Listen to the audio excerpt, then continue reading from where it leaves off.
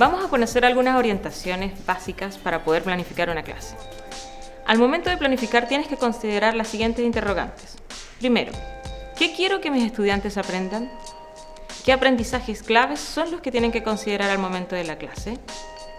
¿Y qué recursos voy a utilizar para facilitar estos aprendizajes? Luego de estas tres preguntas, debemos definir entonces cuál es esta orientación práctica. Primero entonces debemos considerar cómo definir o cómo planificar los resultados de aprendizaje, ya que esto nos permite concretizar o dar la finalidad del acto educativo en sí. Y después de haber definido este resultado, nosotros podemos orientar los siguientes elementos para los diversos fines que tenemos dentro de la clase. La segunda orientación que te voy a dar para poder hacer un plan de clases es considerar estas otras preguntas. Primero, ¿qué actividades de aprendizaje voy a utilizar para esta sesión? Lo otro, ¿qué situaciones voy a considerar para que se logren dichos aprendizajes? Y también, ¿con qué recursos me voy a apoyar para lograr dichas situaciones? Luego de tener presente estas preguntas acerca de las actividades, cuando nosotros definamos en sí las actividades, los ejercicios de la clase, debemos tener presente cómo estos van a lograr los resultados o los objetivos de esa sesión. Lo importante es que no hay una manera formal de secuenciar dichas actividades, pero sí debemos considerar en esta etapa el diagnóstico del contexto o el grupo de estudiantes que están frente a nuestra sala. En este caso debemos saber sus conocimientos previos, también si es necesario una nivelación después de hacer ese diagnóstico y cómo conectamos estos conocimientos nuevos con los previos para ser más significativo y lograr el resultado esperado. La tercera orientación para considerar un plan de clases es a través de estas otras preguntas. Primero, una vez que hice mis actividades, ¿cómo comprobaré que los estudiantes aprendieron la clase?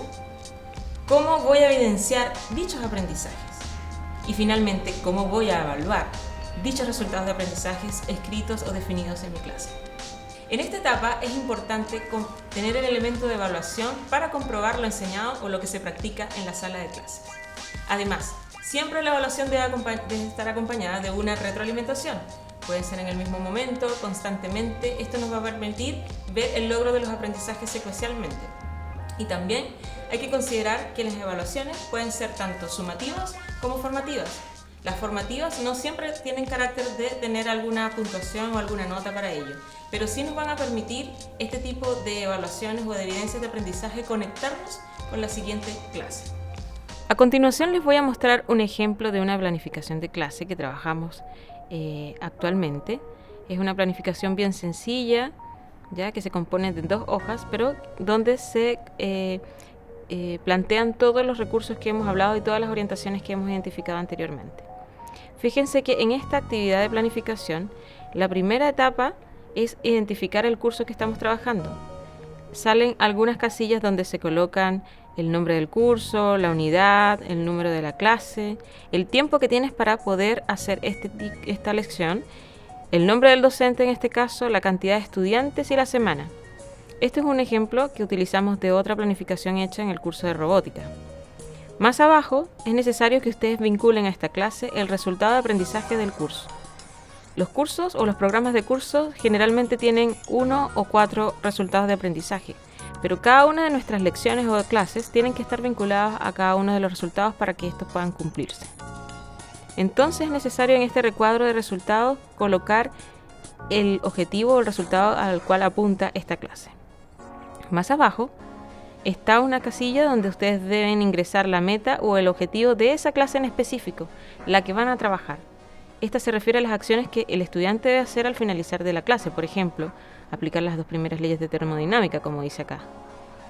Lo ideal es que sean 1 o 2 metas para que se puedan cumplir en dicha clase. En la segunda página pueden observar en sí ya cómo se desarrolla la planificación bajo los 3 momentos que habíamos conversado: el inicio, el desarrollo y el cierre.